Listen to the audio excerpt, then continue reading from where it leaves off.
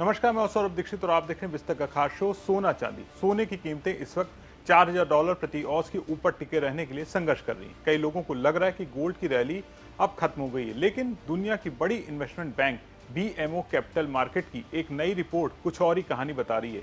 Report का दावा है कि चीन चुपचाप इतना सोना जमा कर रहा है कि अगले 5 साल में वो अमेरिका को भी पीछे छोड़ सकता है। अब सवाल यह है कि चीन आखिर इतना सोना क्यों खरीद रहा है? क्या दुनिया में डॉलर की ताकत को चुनौती देने की तैयारी हो रही है और इसका असर सोने की कीमतों पर क्या पड़ेगा? आइए आसान भाषा में पूरी कहानी समझते हैं। देखिए, अभी तक दुनिया में माना जाता है कि अमेरिका के पास सबसे ज्यादा गोल्ड रिजर्व है, लेकिन BMO कैपिटल मार्केट का कहना है कि चीन के पास जितना सोना है उसकी असली तस्वीर सरकारी आंकड़ों से कहीं बड़ी हो सकती है। रिपोर्ट के मुताबिक चीन के पास जमीन के ऊपर मौजूद कुल गोल्ड स्टॉक करीब 30,000 टन पहुंच चुका है, यानी दुनिया में मौजूद सोने का लगभग 13% हिस्सा चीन के पास है, जबकि अमेरिका के पास करीब 15% है, यानी दोनों देशों के बीच का अंतर अब बहुत कम बचा है। रिपोर्ट कहती है अगर चीन इसी रफ्तार से सोना खरीदता रहा तो अमेरिका को 5 साल में पीछे छोड़ सकता है या उसके बराबर आ सकता है।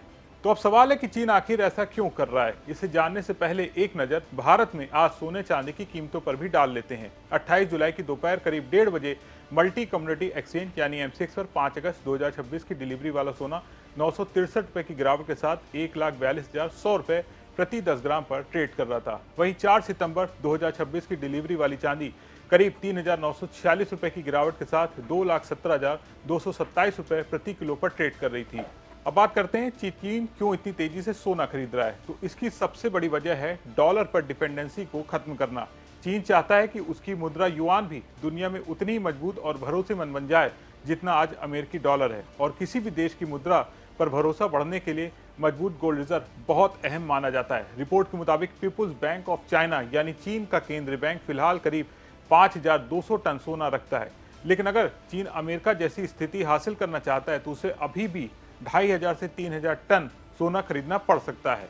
यही नहीं, अगर चीन अमेरिका की तरह अपनी अर्थव्यवस्था और मनी सप्लाई के हिसाब से गोल्ड रिजर्व बनाना चाहे तो उसे करीब 18,000 टन सोना रखना होगा, यानी अभी उसका सफर काफी लंबा है, लेकिन खरीदारी लगातार जारी है। रिपोर्ट बताती है कि पिछले महीने चीन ने 15 टन सोना खरीदा, जो अक्टूबर 2023 के बाद उसकी सबसे बड़ी मासिक खरीद थी। इस साल अब तक चीन अपने आधिकारिक गोल्ड रिजर्व में 40 टन से ज्यादा सोना जोड़ चुका है। लेकिन कहानी सिर्फ सोना खरीदने तक सीमित नहीं है। चीन अब दुनिया में गोल्ड की कीमत तय करने वाले बड़े देशों में शामिल होना चाहता है। इसके लिए वो हांगकांग को इंटरनेशनल गोल्ड हब बना रहा है। वहां नई क्लियरिंग और सेटलमेंट व्यवस्था तैयार की जा रही है। शंघाई गोल्ड एक्सचेंज को मजबूत किया जा रहा है और फ्यूचर और OTC मार्केट की लिक्विडिटी भी बढ़ाई जा रही है। यानी चीन चाहता है कि आने वाले वक्त में सिर्फ लंदन और न्यूयॉर्क ही नहीं बल्कि बीजिंग और हांगकांग भी गोल्ड प्राइस तय करने में बड़ी भूमिका निभाए। यही वजह कि BMO का मानना है पश्चिमी देशों में गोल्ड की मांग भले ही कमजोर है, लेकिन चीन और एशिया की मजबूत खरीदारी सोने की कीमतों को बड़ी गिरावट से बचाए हुए है।